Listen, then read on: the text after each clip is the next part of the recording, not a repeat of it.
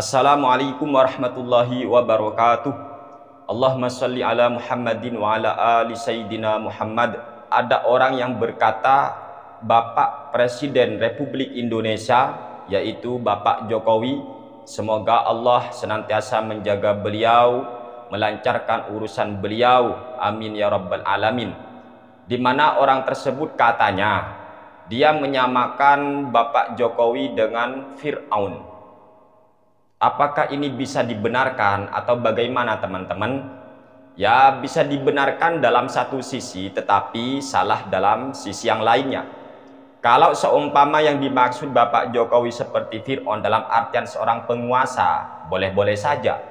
Tetapi apabila yang dimaksud adalah sifat dan sikapnya, saya rasa kita harus berpikir ulang teman-teman. Karena kita tahu Fir'aun itu di dalam cerita-cerita ayat suci Al-Quran sendiri itu kerjaannya akan nyembelih anak itu. Dan Bapak Jokowi tidak seperti ini. Kalau yang dimaksud itu begini dari sisi sifatnya. Apa yang dimaksud orang itu Allahu a'lam.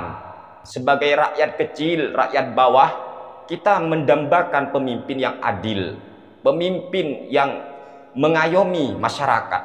Tapi yakinlah, yang namanya pemimpin juga manusia, yang namanya pemerintah manusia, pasti ada kekurangannya. Siapapun pemimpinnya kita, pasti ada sesuatu yang tidak sempurna menurut kita. Pasti, wong namanya manusia, punya kekurangan, punya kesalahan. Sehingga kita itu sebagai rakyat bersabar aja wis, gitu. Dan kami akan membacakan kitab Ihya Ulumuddin di sini ya.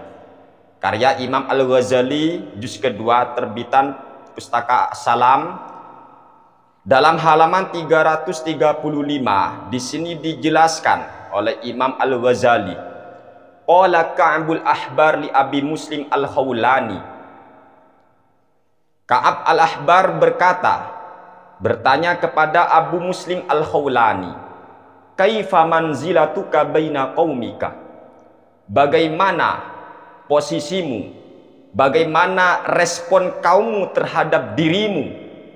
Apa jawaban daripada Abu Muslim Al-Khawlani ketika mendapat pertanyaan ini? Qala hasanatun. Baik-baik saja. Aku dianggap baik oleh kaumku. Qala inna Taurata taqulu inna rajula idza amara bil ma'rufi wa naha 'anil munkari saat manzilatuhu inda qaumi. Setelah mendengar jawaban Abu Muslim Al-Khawlani yang berkata bahwa dirinya baik-baik saja di mata kaumnya, maka Ka'bul Ahbar berkata, sesungguhnya kitab Taurat dijelaskan di sana bahwa apabila seseorang itu memerintah kebaikan dan mencegah kemungkaran, niscaya ia akan buruk di hadapan kaumnya. Orang yang benar-benar melakukan amar ma'ruf dan nahi mungkar akan buruk penilaian kaumnya terhadap orang tersebut, karena saking tegasnya amar ma'ruf nahi mungkar. Faqala Abu Muslim, mendengar jawaban ini, akhirnya Abu Muslim berkata, shadaqat at-Tauratu wa kadzdzaba Abu Muslim. Kitab Taurat benar dan bohonglah Abu Muslim. Oleh sebab itu teman-teman, apabila kita ini memang benar-benar menegakkan amar ma'ruf dan nahi mungkar, kita memang harus siap untuk dibenci ataupun dibuli, bahkan dicaci tanpa sebab dan alasan yang bisa dibenarkan. Kemudian di sini dijelaskan, wa yadullu ala wujubi rifqi mastadalla bihil ma'mun id wa'adhahu wa'idun. Dan tentang wajibnya menasihati seseorang dengan lemah lembut itu berdasarkan dalil yang dijadikan hujjah oleh Khalifah Al-Ma'mun ketika ada seseorang yang memberi beliau sebuah nasihat, tetapi orang itu ketika menasihati Al-Ma'mun dia kasar ucapannya teman-teman. Faqala, mendengar orang ini menasihati Khalifah Al-Ma'mun kasar, maka Khalifah Al-Ma'mun berkata, ya rajul urfuk, wahai pria, lemah lembutlah kamu ketika menasihatiku. Kenapa? Faqad ba'atsallahu man huwa khairun minka ila man huwa syarrun minni. Sebab Allah Subhanahu wa taala telah mengutus orang yang lebih baik daripada kamu kepada orang yang lebih buruk dariku. Wa amarahu birifqi.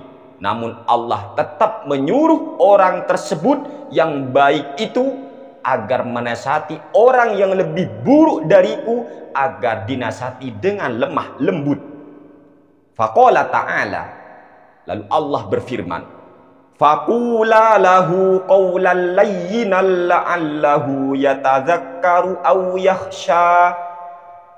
Maka kemudian katakanlah, wahai Musa dan Nabi Harun maksudnya, kepada Fir'aun dengan ucapan yang lemah lembut, supaya Fir'aun itu bisa ingat atau ia merasa takut. Jika Allah menyuruh Nabi Musa dan Nabi Harun untuk menasihati Fir'aun dengan cara lemah lembut, kata Khalifah Al-Ma'mun, lalu kenapa Anda menasihatiku dengan kasar? Padahal Nabi Musa dan Nabi Harun itu jauh lebih baik darimu, dan Fir'aun jauh lebih buruk dariku. Fir'aun itu kafir, bahkan Fir'aun itu ngaku Tuhan. Tapi apa perintah Allah kepada nabinya, Nabi Musa dan Nabi Harun? Tetap disuruh lemah lembut. Karena kalau kasar gimana bisa diterima, teman-teman? Falyakun iktida'ul mutasib fi rifqi bil anbiya shalawatullahi alaihim.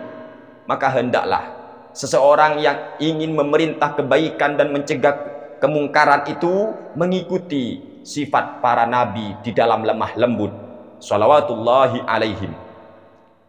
Faqad rawa Abu Umamah. Di sini ada riwayat dari Abu Umamah. Anna gulaman syabban atan Nabiy sallallahu alaihi wasallam.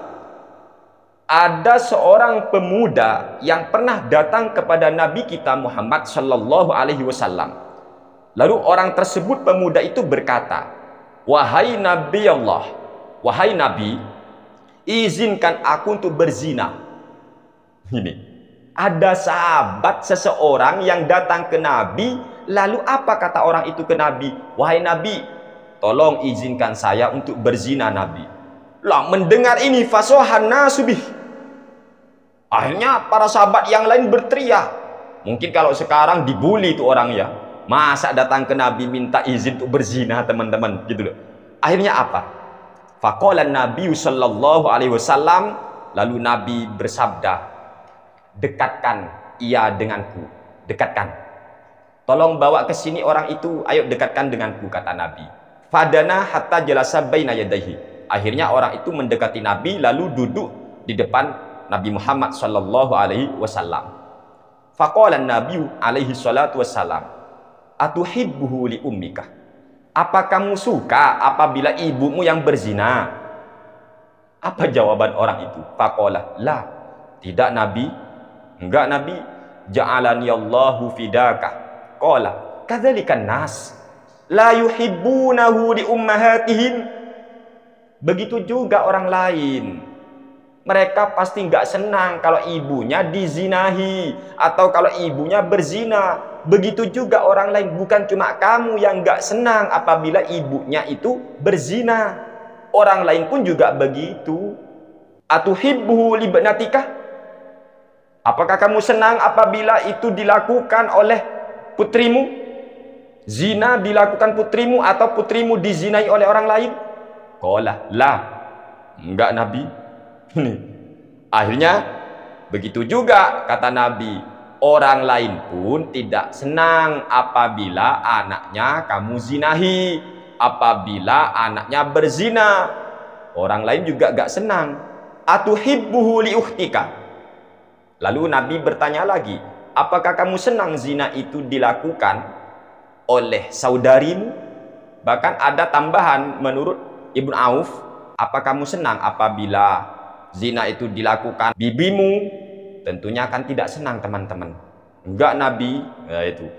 Akhirnya Nabi berkata, "Kadzalikan nas la yuhibbunahu." Begitu juga orang lain, mereka juga tidak senang apabila putrinya, apabila bibinya dizinai oleh orang lain. Kok kamu mau zina? Gimana? Bukankah kamu gak senang? Begitu juga orang lain. Akhirnya Nabi meletakkan tangannya ke dadanya orang tersebut seraya mendoakan, Allahumma tahhir qalbahu waghfir dzambahu wa hassin farjahu. Ya Allah, sucikan hatinya, ampuni dosanya, jaga farjinya. Falam yakun syai'un abghadha ilaihi minhu, yakni minaz zina. Akhirnya mendengar daripada jawaban Nabi ini, tidak ada yang lebih ia benci kecuali zina. Ini Rasulullah Shallallahu Alaihi Wasallam. Bayangkan kalau kiai sekarang ada orang yang datang, kiai izinkan saya berzina, kayaknya marah teman-teman ya. Tapi Nabi, subhanallah, subhanallah, Nabi kita dengan penuh kesabaran mendidik umatnya.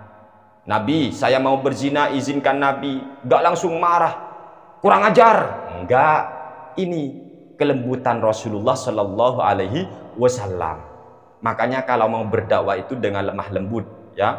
Walaupun ada nanti waktunya kita untuk berdakwah dengan tegas ya, bukan dengan keras, tapi dengan tegas. Mengkritik boleh, tapi jangan sampai mencaci maki.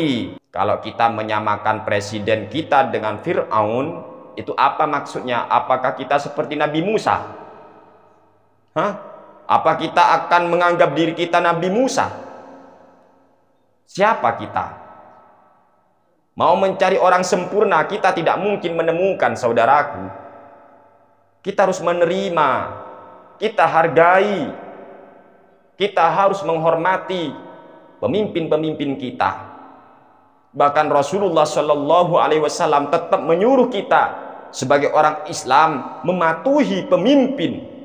Walaupun dolim, andaikan walaupun dolim, tetap wajib dipatuhi. Selama pemimpin itu tidak melarang kita sholat. Kita tahu bagaimana Fir'aun. Dia mengaku Tuhan. Walaupun saya tahu, kita paham bahwa yang dimaksud bukan masalah ketidakimanannya. Tapi kan bagaimana respon orang ketika sudah mendengar Fir'aun? Yang pasti negatif lah.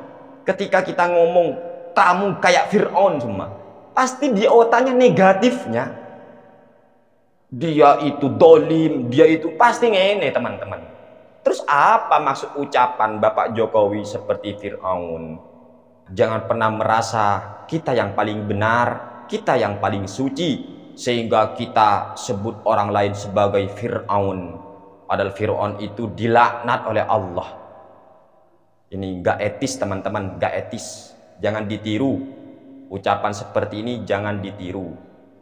Hati-hati, kita harus hormat kepada pemimpin kita. Kita harus taat kepada pemimpin kita selama tidak bertentangan dengan syariat. Kita wajib hormat kepada pemimpin kita. Dan yakinlah saudaraku, namanya pemimpin, mau tidak mau ya pasti tetap ada sesuatu kebijakan-kebijakannya yang tidak mungkin diterima oleh semua kalangan. Ya namanya manusia lah saudaraku, gak mungkin semua kalangan bisa menerima. Itulah manusia, ada kekurangan, ada kelebihannya. Sebab itu kita harus saling menghargai. Ya kita lihat aja lah sisi positifnya. Mengkritik itu memang enak, tapi apakah kita mampu seperti Bapak Jokowi? Ini tanda tanya besar. Semoga ini bermanfaat ya. Hati-hati kalau berbicara, hati-hati. Hadanallahu wa iyyakum ila siratihil mustaqim. Wassalamualaikum warahmatullahi wabarakatuh.